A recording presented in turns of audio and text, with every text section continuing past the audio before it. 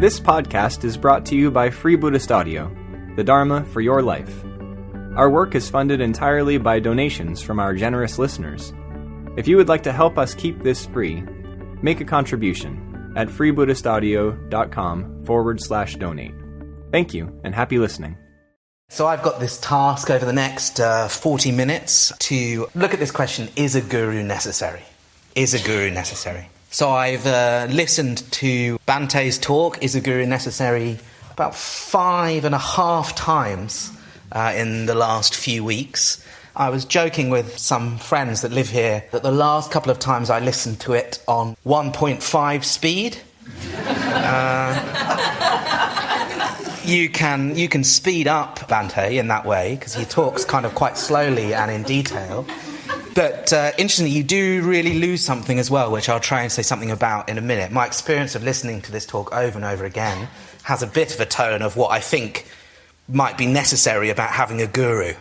And the speeding it up didn't work. It's probably kind of Megillah behaviour.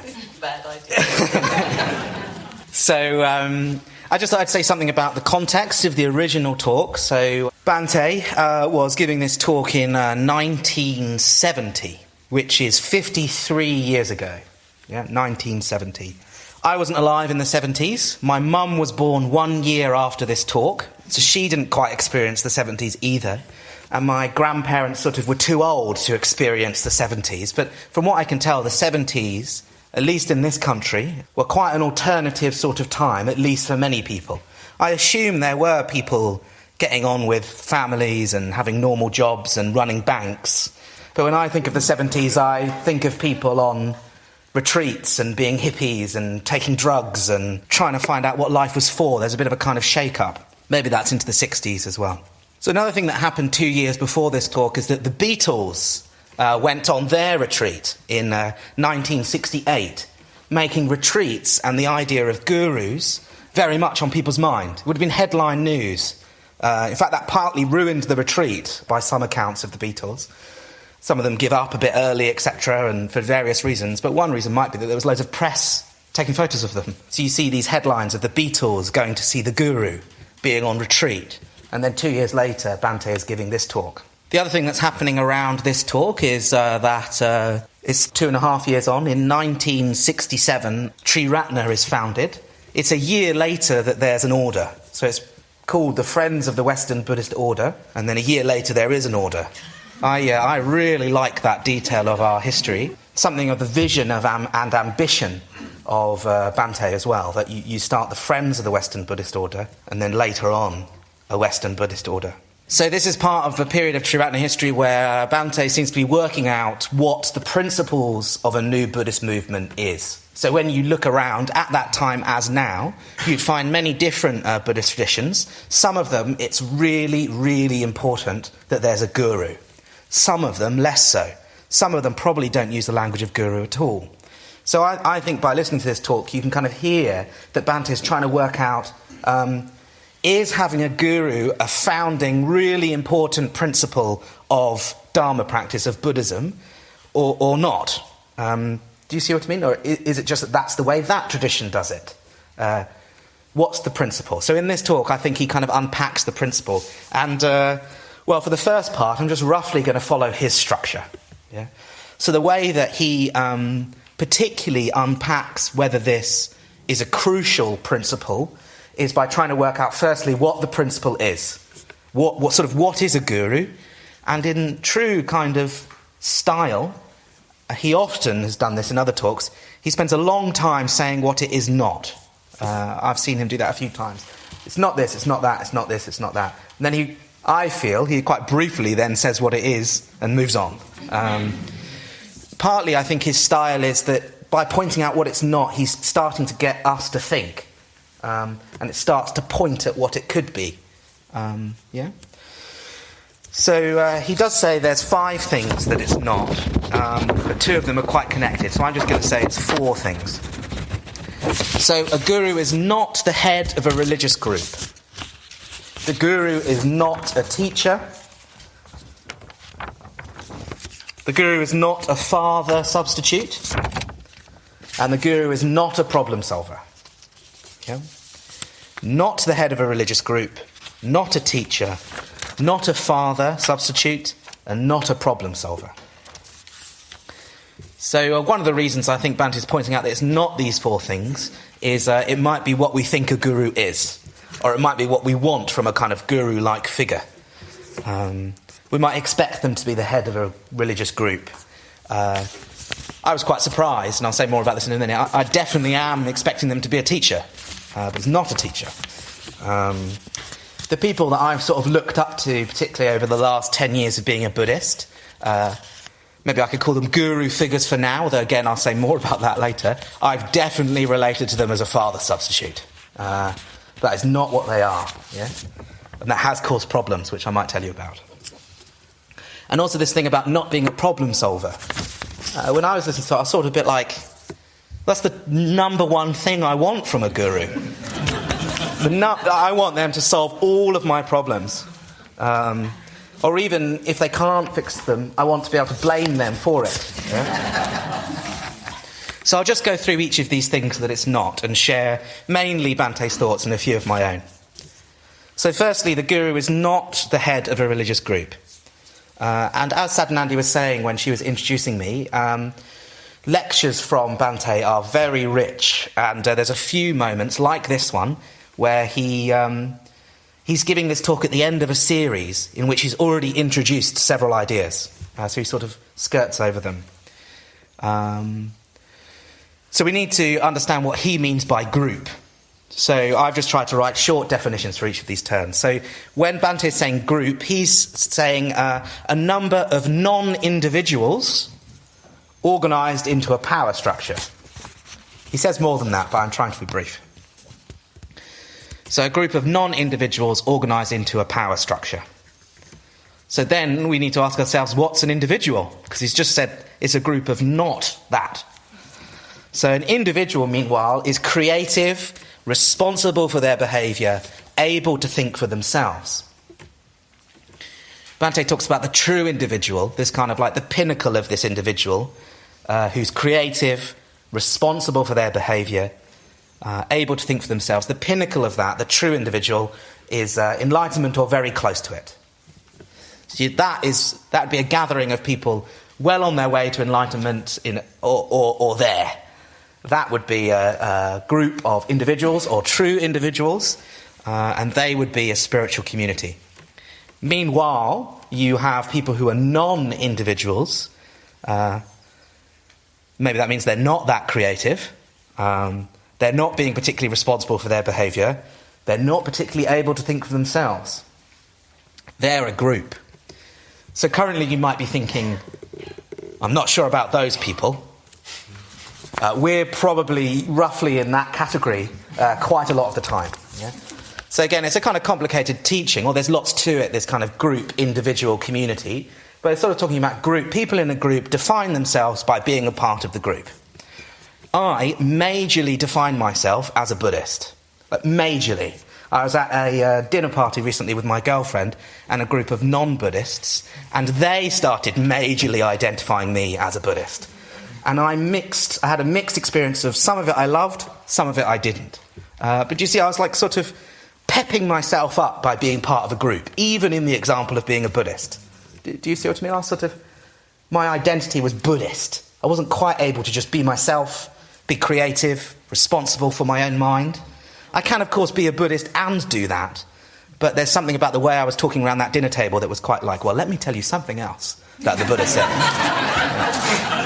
And crucially, two people around the dinner table said, I know a bit about Buddhism. I've been on a Vipassana retreat, and I'm about to go on another one. It's really intense, etc., etc., etc. Do you do anything like that? And I was a bit like, I do something much better than that, you know. It wasn't exactly like that, but do you see what I mean? I was just acting like a member of a group. I didn't say, oh, wow, that's really interesting. Yeah, I know people. I did in the end, but do you know what I mean? Oh, yes, I do know a bit about that. Isn't it great that we're both trying to evolve, and I'm trying to evolve, and you're trying to evolve, and how shall we best do that? I don't need you to think that I'm trying to evolve. Do you see what I mean? It doesn't matter what that person thinks. It doesn't matter about the dinner table conversation. I can just relax. So So I'm trying to evoke something of the group. An easier example would be like being part of a political party. So I'm quite interested in politics at the moment. I'm listening to quite a lot of podcasts and audiobooks, and I can sort of feel myself taking sides and deciding which group I'm part of. So again, I'm sort of being part of a group. I hope you're kind of following. I was making a joke with a few friends in the community a couple of days ago saying that, I could give a whole talk on the group, the individual and the spiritual community. In fact, I supported Sadanandi to lead a retreat on that 2 years ago, so I can't go into it that much now. But so a group, at least the best definition I've been able to pull, is a number of non-individuals organised into a power structure. So, of course, a group then needs a head, sort of needs a boss. I've written big boss. A group definitely needs someone to be in charge. And they probably do that through placing themselves at the top, or maybe they have the best ideas, maybe they really deserve to be the head, maybe not. But so the guru is not that. The guru is not the head of a group in terms of being the big boss of a bunch of people who are not individuals. They're just part of his group. And I think one of the reasons why Bhante is saying this to us is that is what quite a lot of guru situations are like. I've watched a few clips on YouTube over the last few weeks, and quite a lot of guru situations do look like that guy is the guru, he's the big boss, everyone just sort of just do exactly what you're supposed to do. Do you know what I mean? I can't go into... Anyway, you'll have to look at the videos on YouTube on yourself, but you go on this retreat and there's a guru and then you just do sort of exactly what they say and you sort of give up your individuality, and it's sort of nice. You get to be part of something. And even better, you get to be part of something religious. So anyway, there's some interesting questions here about, aren't we currently in a group? Aren't I currently the one mainly doing the talking? Anyway, I'll leave you to think about that yourself. So I want to say one more thing about the groups and the individuals, is that what are we then? Yeah. So we're not trying to be a group, but I've also told you that a spiritual community would probably be people like quite close to enlightenment. So one of the ways that Bhante talks about this is talking about the positive group. So we're trying to be a positive group. A community of people that are not individuals yet. They're still going to relate to the group as group members, but they're all doing their best to support each other to stop doing that. Yeah? Do you see what I mean? So a positive group, you are a group, you come together on the basis of a shared interest, or you come together like we have. But what makes it a positive group is that we're all supporting each other as best we can to become individuals ourselves and help other people become individuals. So often when Bhante's talking about group, it's a big thumbs down. Positive group is sort of, yes, let's be a positive group all the way to being a spiritual community. And one disclaimer that Bhante gives in the talk at this point is that while being the head of a religious group does not make you a guru, it doesn't make you a terrible person. So I think he's got various really great people in mind who lead religious groups. It's not exactly that there's a problem, it's just that he's exploring what is the guru principle, and he's saying, okay, it's not that. So we've got that one out of the way. The next thing that Bhante goes on to say is that the guru is not a teacher. One of the things that I like about listening to Bhante, particularly when not on 1.5 speed, is the kind of... I think I'd use the word cheekiness, sort of playfulness in his voice. And at this moment, he sort of playfully sort of says, the guru is not a teacher. He says something like, I imagine that might come as a surprise. He's sort of with a little playful kind of tone. And I see why, because hang on a minute, I thought the guru 100% was a teacher. And this little section is the one I found probably among the hardest to understand. So what's said is that a teacher is someone who teaches. You with me so far? That bit wasn't the difficult bit. Okay, so a teacher is one who teaches. A teacher imparts knowledge, facts, figures. If you're a geography teacher, you teach geography. So one of the things he's saying here is a guru is not a religious teacher. So like the geography teacher teaches geography, the guru isn't a religious teacher teaching religion. Yeah? In a sense, the guru is not a sort of wisdom teacher teaching wisdom either. So the bit that I start to not understand is when Bhante starts talking about, in fact, the guru may have sort of no knowledge to impart. And then starts talking about stories of the Buddha saying cryptic things like, I have never taught anything. I became enlightened, and this number of years have passed.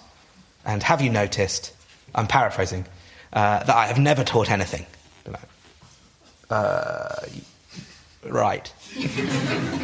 I've got a whole list of teachings here that I'm about to tell you. So it's all part of this. The Buddha has no views, no philosophy, and reality is completely ineffable. Just like we chant the Heart Sutra in our Sevenfold Puja. It's got lots of that kind of this and that, not this, not that. Something empty, I don't know. Maybe that's just my reading of the Heart Sutra. It's not that profound.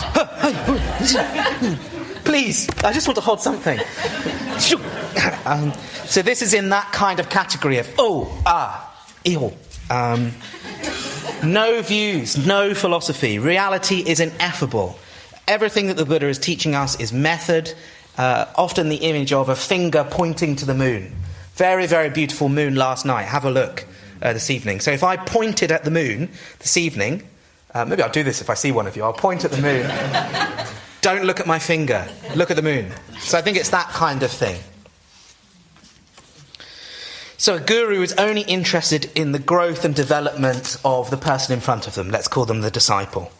It's not necessarily about passing information on. It's about a sparking off.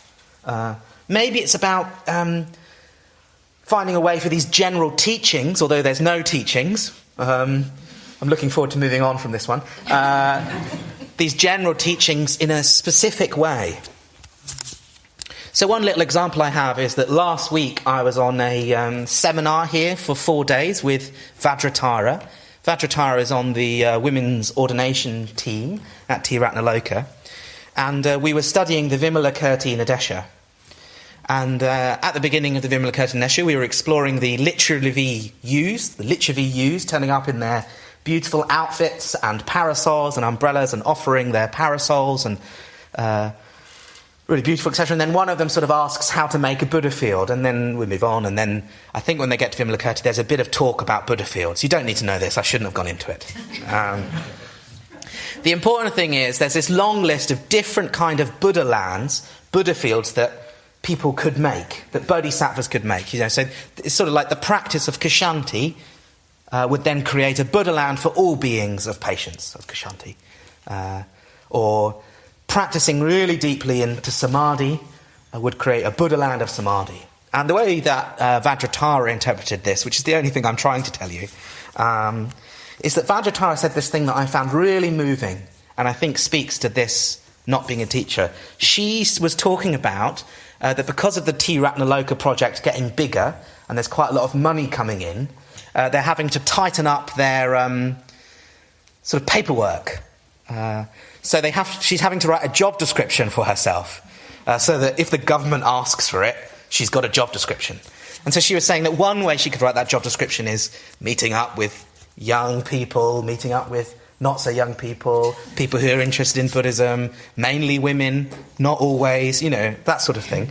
But then she sort of said, but in a line, she said that she thought her job was to find out what kind of bodhisattva someone will be, and then to help them become it. I thought, this sounds like a great job. But even the way she related to it, that my job is to get to know the person in front of me, find out, she was using the language of bodhisattva because of what we were studying, what kind of bodhisattva they'll be, what's their way of practicing, how will their heart open up, how will they find the wheel to enlightenment and help them do it. I thought that's quite profound. Partly because I'd, the day before, been talking to someone that I've become a spiritual friend to, and they've asked for my help. And And I realised I had all sorts of thoughts that were definitely to do with me or doing the right thing. I wasn't quite relating to it as, okay, I'm going to help you become sort of your shape of enlightenment. So I think that speaks to something of not a teacher. It's not someone just imparting knowledge. And of course, what Bhante in this talk is, he's not saying that these things are not important. He's not saying that a teacher is terrible. He's just saying that in relation to exploring the guru principle, it's not that. So there's not a problem with teaching. It doesn't say anything about that. It's just that in relation to the guru, we're not really looking at a teacher. So then he goes on to say that the guru is not a father substitute. It sounds to me like it could be not a father or a mother substitute, not a parent substitute. One of his stories that I'll tell you in a minute is definitely about mother substitutes. So I think this just means in terms of the guru is not there to fill your emotional need. Not there to soothe you, complete you. They're not a safe person providing you with a safe space. They are not responsible for you. They're not offering you unconditional acceptance, protection, or love. They're not even an authority to tell you how to live your lives, which I think lots of us kind of want, even if then we can just do the opposite. Yeah? Just so we can be a kind of rebel. Yeah? Sort of links back a little bit to another of Bhante's teachings about the group. And when we're talking about becoming an individual, it's not just a case of rebelling against the group either, because then you're still stuck in the group. You're just rebelling to it. Yes, it's very complicated kind of, or subtle teaching, this individuality. So I like this thing about the guru is not even an authority to tell us to live our lives, which we all kind of want, even if we can just rebel against it. I definitely wanted my parents to sort of take some responsibility for my life, tell me what to do, even if I then went to do the opposite. Yeah? Without that, I think I would have been quite lost. So the guru is not this. The guru is not providing an emotional need, not soothing us, not completing us. They're not safe. They're not responsible for us. I was quite struck by the not even unconditional acceptance, protection, or love. I just thought, oh. Okay. I thought that was a shame. Not even authority, you know. So in this part of the talk, Bhante talks about going on a retreat or going to visit an ashram with a guru, where the disciples are almost exclusively men, almost exclusively younger men. And what you do in the evenings is you sit with the guru, who's a woman, a mother figure, and chant mummy, basically. So Bhante sort of makes a joke about it. They're sort of saying, in a kind of exotic Indian language, I imagine, mummy, mummy, mummy, mummy, mummy, mummy, mummy. And he sort of says, didn't seem very healthy to him. Which doesn't sound very healthy to me either. But he talks about also that the people within it really believed that religion, that practice was going to save the whole world and it'd be the next big religion. So very tempting to relate, to find a guru who can be a mother or father substitute. Very, very tempting. In fact, you could create a whole sort of movement around it. In a minute, I'm going to say that, Bhante gives us a few disclaimers, that this is one of them, that it might be that a guru-like figure, someone in our lives we look up to, for a time, does act as something as a father figure, but not for long, and it needs to be got rid of as soon as possible. And I was just thinking about that in my own life. I think I've definitely related. I came along to the London Buddhist Centre when I was 21. I'm not sure I felt particularly in need of a father figure. I've got a father, quite a good father, broadly speaking. You could probably only be broadly speaking when you say your parents are good. It's quite a difficult job. But I was definitely attracted to the older men at the London Buddhist Centre. Actually, that's why I became a Buddhist. So I went along to learn to meditate because I was stressed. But then the man leading it, he was called Sangasiya. And what got me was that he was a man, and he definitely looked like a kind of strong man. He's quite a kind of stout kind of type, bald head. And he was then teaching us the Metta Bhavana. He was teaching us how to love. And I just thought, goodness, I've been looking for a man like you. I didn't know that. I was just stressed. It's often the case when we first go along to a Buddhist centre, we've got one reason, and then when you look back, there's something else going on. So I was definitely looking for a community, particularly with men in it, particularly with men that I could look up to. Strong men that were also emotionally in touch with themselves. I'd met strong men who weren't emotionally in touch, and I'd met men who were emotionally in touch but weak. And then I was like, strong and emotional. Sign me up. Anyway, here I am, doing my best to do both still. So inevitably, and I won't go into this in too much detail because, I'd probably have to pay you to listen. There was inevitably along the way in my last 10 years of being a Buddhist, particularly in relation to joining the order, quite a lot of relating to 2 or 3 men in particular in a kind of father figure kind of way. In fact, after being ordained, it's now 4 years, it took me about 2 years to stop being weird. I could sort of roughly see what I was doing, but also see that I was never going to get it. So particularly by the man that ordained me, this sort of like, I just sort of really wanted his approval in some way, even for things that I know he didn't approve of. Do you see what I mean? Like non-Buddhist things. I've been exploring at the moment a desire to live with my girlfriend, for example. I'm just desperate for him to say, sounds like a fantastic idea. 100%. And I go, thank goodness, my father has said I can do that, and then I'll react to him or not. But he hasn't said no either. He's just sort of saying, that sounds nice, but you'll lose things and you'll gain things, and think about this, think about that. Do you see what I mean? Actually, he's giving me exactly what I need. Probably just what a good father would do, but really I was sort of looking for something of approval or something unconditional, or to be soothed or something. I hope he doesn't listen to this. I'd find that...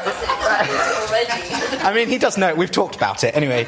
But it just seems embarrassing that I'm accepting a bit that I did want to be soothed, or I did want to be completed. I did want someone else to be responsible for me. But for a time, I think it certainly ended with me being ordained, but for a time, he, in this example, was a bit responsible for me. There was a bit more unconditional help. Do you see what I mean? Like, that's sort of what I needed at that time. But now, no. You've decided, you've committed. I've helped you get to that stage. We're both practitioners now. I'll relate to you on that basis, which is actually much better. It's what I really want from a guru. Do you see what I mean? Anyway, so it's not a father figure or a mother figure. Okay, so lastly, the guru is not a problem solver. A guru doesn't swoop in and make your life all right. Again, here I've written gutting. I'm trying to evoke the sense that I do fancy that on some level. A guru to swoop in and make my life all right. But that's not what a guru does.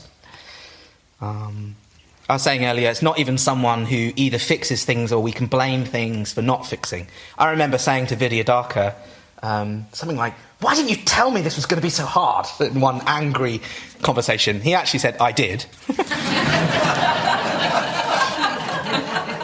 So I was like, I can't even blame him for that.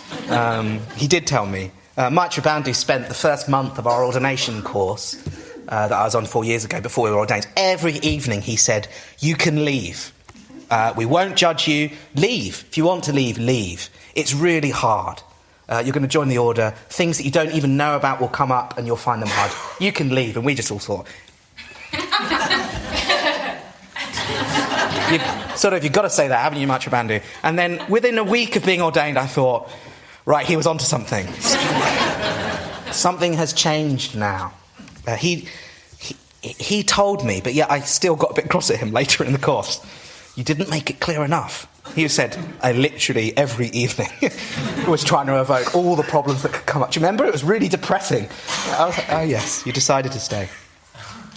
So at this point in the talk, I think we once again hit a moment of Bante's deeper thinking, particularly in that he makes two definitions of a difficulty and a problem. So he says that a difficulty can be solved on its own level by applying effort. A difficulty can be solved on its own level by applying effort. In a different talk I was listening to by Jana Varcher on this theme, two examples that he mentioned was learning a musical instrument is difficult, but it can be solved on its own level by just playing the musical instrument a lot. Similarly, in meditation, often there's difficulties that can be solved by just continuing to meditate, maybe trying a bit harder. Another example he gives is procrastination, particularly at work. A difficulty that you can get over by just working a bit harder, changing your system. I think those last two, meditation and procrastination, might sometimes be a problem in some cases. So I'll tell you what a problem is. So a problem can't be solved on its own level. In fact, making more effort might make it worse. So the image in the talk is having a string with a knot in it, and like just pulling the sides of the string, hoping the knot moves. Just make it a lot worse. And so I think that sometimes can be true of something like procrastination or meditation. You might just be in a stage where, actually, if you make more effort or you try and tinker, there's actually a deeper issue going on. I think that's what's being got at with this problem. There's a deeper thing. Deeper, higher, choose your own metaphor. Deeper or higher, there's something else going on. And if you try and make effort, it'll be like pulling a knot tighter and tighter. So a difficulty can be solved on its own level. A problem, therefore, needs a new perspective, a higher level of awareness for it to dissolve. We need to find, for ourselves, a new perspective or higher level of awareness. So my own example of this, it's a few months old now, but still quite live. I was talking in my chapter, so there's a group of us in the order that live here. We meet each Sunday to talk about our lives. And I was just sort of talking about, I can't quite remember what, but basically just for a few weeks or months or years, a sort of certain kind of tightness, kind of knottedness, particularly around what should I do with my life? Should I do this or should I do that? I quite fancy this, I quite fancy that. Can I do both? I don't know. What shall I do? I'll talk about it loads. Is this to do with my childhood? I don't know. Maybe it's to do with this. Could you help me? Sort of tying yourselves in knots. And actually, there was one evening in particular where I felt really supported by the chapter. I think they did really engage with me on that level. There was an attempt to solve my difficulty on its own level. Oh, well, maybe you could think about this. Couldn't you do that with a bit of this, etc.? And we did that for a while. And then my memory is we kind of finished, and then Ratnagosha, just as a kind of concluding point, said, I think the real thing here is that you take your thoughts far too seriously, and you don't need to do that. Do you see what I mean? In a sense, it wasn't. He was saying there's a problem here, and to solve it, you've got to go to a different perspective. So we can try and solve out the difficulties of these decisions you're trying to make, but we sort of finished that, and then there was a little pause, and then Ratnagosha said, just a little afterthought. I've reflected on it a lot, so thank you, Ratnagosha. Maybe the real issue here is that you take your thoughts too seriously, and I just thought, it is. Everything I've been saying in this discussion has felt really important, and I've been trying to sort out this difficulty, but it was a problem, and I needed to rise to a new level. So I've got another little example of solving a problem, and then I'll move on to start to say what a guru is, which I have much less to say about. So there's only about 10 more minutes left, really. So another example of this is going for a walk with my preceptor, Vidyadhaka, so the man that ordained me and gave me my name. I remember going for a walk with him maybe a year and a half after I joined the order, and was talking about my meditation practice in particular and my struggles with it. And I really, really remember it because we were walking in the park and he stopped and he sort of held my shoulder gently, and he said, he sort of stopped me and said, look, I do know what you need to do, but I don't think you can see it deeply enough. I've suggested it to you several times. You haven't done it, and I don't think you will. So shall we change the conversation?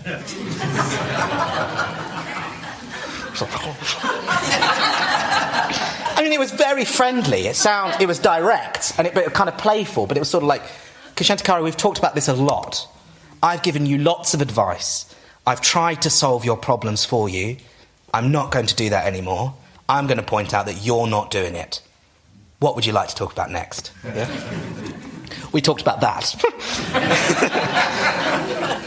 But so in that one sentence, he told me that I can't fix my problem. Yeah, I've got to rise to a new level. He sort of pointed out that I had something of a problem and that a different perspective was needed. In this case, he kind of provided it for me. He kind of rose us up to a new level. The conversation after that really went somewhere. I won't tell you too much about it. And actually still, it's about a year and a half on, I'm still trying to work out that conversation. I'm still not quite doing it. In fact, him and I haven't spoken quite so much as we usually would for the last year and a half. A bit because, we have a bit, but I'm also a bit like, well, I haven't quite finished that yet. I can't quite go back to him and talk to him about meditation because I'm not sure there's that much more for him to say other than what he said of, we've talked about it enough. You need to particularly do this practice, particularly because you're quite conceitful. Until you do that, nothing else is going to work. So until I do that, I can't quite go back to him. We still chat, but on a deeper level, you know. Yeah. Okay, so that's the 4 things that a guru is not. Guru is not the head of a religious group, not a teacher, not a father substitute, not a problem solver.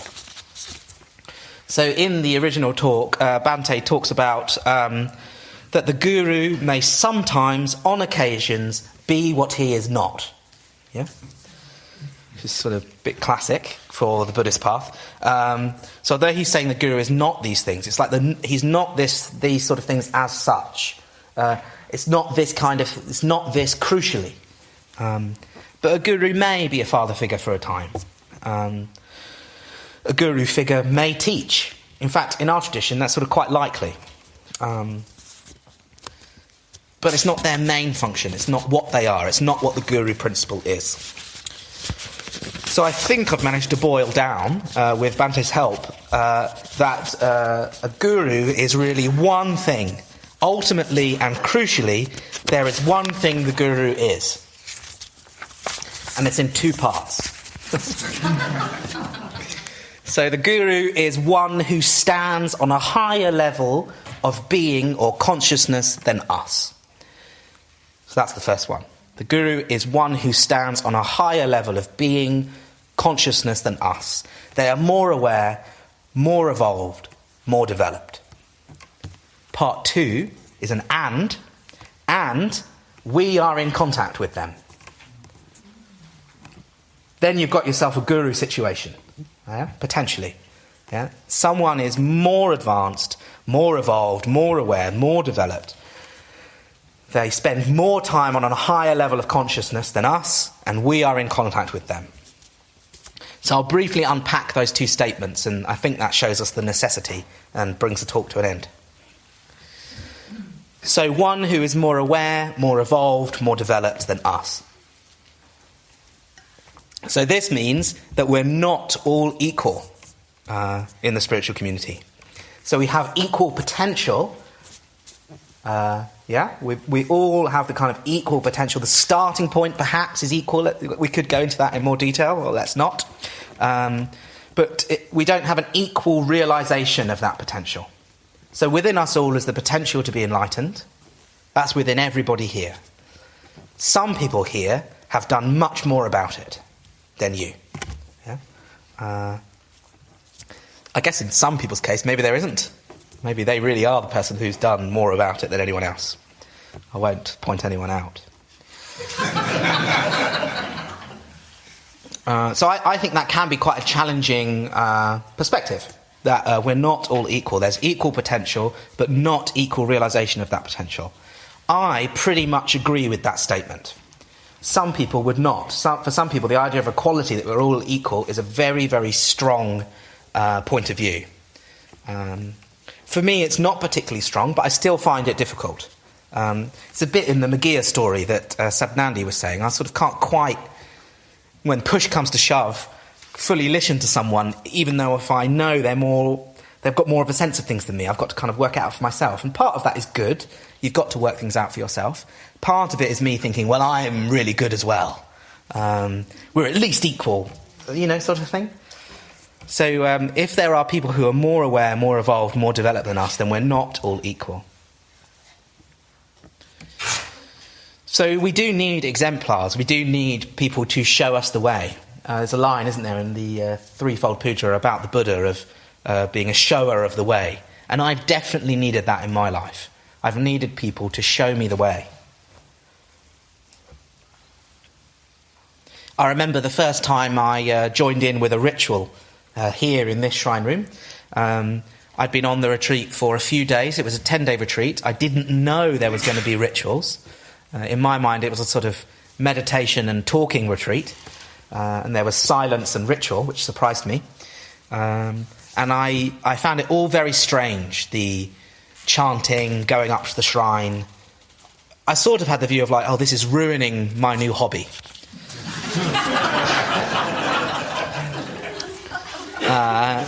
But what had also been happening over the days is Maitra Bandhu, another friend of mine, was leading the retreat, and everything he was saying was making a tremendous amount of sense. It was like he was opening up a vision of reality, how to live, what to do, and it wasn't that I was just going along with him. I was really thinking about what he was saying and talking to other people about it and writing about it and thinking. And I just kept thinking, he's onto something. I've just gone and tried to prove what he said wrong, and he's onto something. Incidentally, I've told him a lot about that experience, and he's just said, Kshantikara, I was just saying what Subhuti said to me. And so then I went to Subhuti and said that, and Subhuti said, I was just saying what Bhante said to me. I didn't go to Bhante, but I think Bhante said, I was just saying what teacher said to me, But so I had this sense of Maitra Bandhu was talking sense, and so one evening he said, look, if you think I'm talking sense, but you're not joining in with the ritual, I'd encourage you to think about why that is. Because he was saying, do join in with the ritual, it'd be really good. It's really good, it's great. We need it.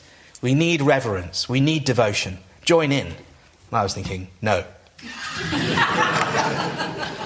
But he sort of, slightly riskily, I think, said, if everything else that I've been saying is matching up for you, maybe this one should too. And it just sort of caught my heart. I sort of, actually, everything you are saying is catching me.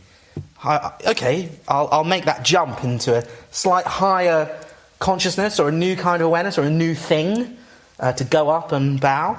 And it was brilliant. So another question that comes up with one who is more aware, evolved, developed, is how to judge, how to decide. So firstly, of course, you have to accept that people are more evolved than you. And in the positive group, and certainly in the spiritual community, there is a kind of hierarchy. Yeah? But it's a hierarchy based on growth and love, not power. But it does exist. So there can be a tension with sort of seniority in age versus seniority of sort of virtue or practice. So just because someone's been around a very long time doesn't mean they're really highly evolved. I've got my own experience of that, being around for 10 years. I hope I have evolved a bit, but there's lots of things I haven't got on with. I could easily not get on with them for another 30 years, but I'd be Kshantikara, who's been ordained for 34 years. Until people got close to me, no one would need to know that I haven't exactly developed. I'd probably, by that point, having to keep people really far away. I would not come on an event like this, for example. So real virtue is subtle. You can't quite see it. So it is difficult to kind of judge this kind of sense of inner purity, someone being more evolved than you, practicing ethics deeper, closer to the Buddha, perhaps, I don't know. An obvious example would be that you can't even look for someone who's kind. Who's the kindest person here? They must be the most evolved. Because kindness from our true kind of enlightened kindness from our point of view might not look very kind. Like if someone saw Vidyadhaka pull me to one side and basically say, you're not listening, grow up. Doesn't look kind. It's one of the kindest things that someone's ever said to me. Yeah, so you can't even quite judge. It's difficult. I'm not really giving you an answer for how do you judge if someone is higher. The only thing I've come up with is that you need to spend time with someone, use your best judgment. Maybe you could particularly look for consistency. The people that I really look up to and have learned to trust act the same in most of the situations I see them in. There's a consistency. Most of them are not perfect. I remember the transition of moving into the men's community above the London Buddhist Centre, where I was going to live with Vidyadhaka and Deva Mitra. At that point, my kind of heroes. I'd been coming along for 2 years. And they sort of remained my heroes, but then I also lived with them. And, I got close to them, so I got a better sense of them. So I'd encourage you to get close to the people that you think might be more aware, more evolved. And then you'll really get a sense. In this case, I thought, yes, that is right. And I can see they're not perfect. Okay, so I better move on to my final point. So this second one is, so a guru is someone who is at a higher level of being or consciousness and someone that we have contact with. So that contact could be through words, it could be through our imagination, but ideally there'd be a physical presence. They'd be there. We'd spend time with this person. We'd spend time with someone that we felt was more aware, more evolved, more developed than us. And this contact, this physical presence, would be based on the existential situation, on something meaningful. The contact is probably communication. We're talking about communication here. We're talking about the guru principle being communication with someone who is more evolved than you. And that communication explores the existential situation that we're in. So we're quite used to communication sort of balancing us out. We all need communication to grow. We need friends.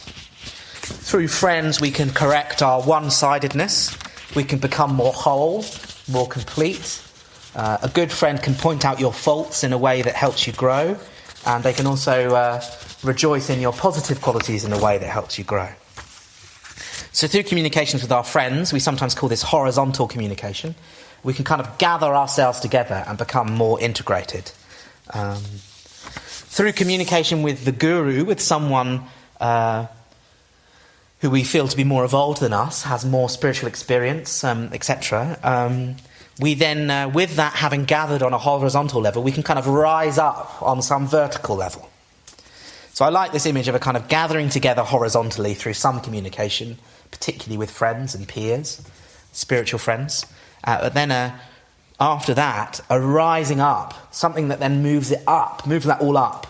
So you could just become a really good person by coming on these retreats. You could get yourself together, become more productive, get up early. I'm still working on that one. Tinker your life so that it's really great. That would be good. That would be something of that kind of horizontal integration. You'd need to be in communication with people to get that. But what would it be like if then you went from that and it started to rise up higher towards the beautiful, towards enlightenment? And I think that's something that the guru is doing. It's helping us start to rise through communication. So the last thing I thought I'd say is we are good for gurus. I think like gurus sort of need disciples. So I do this role of going around to different Buddhist centres talking about the Young Buddhist Project.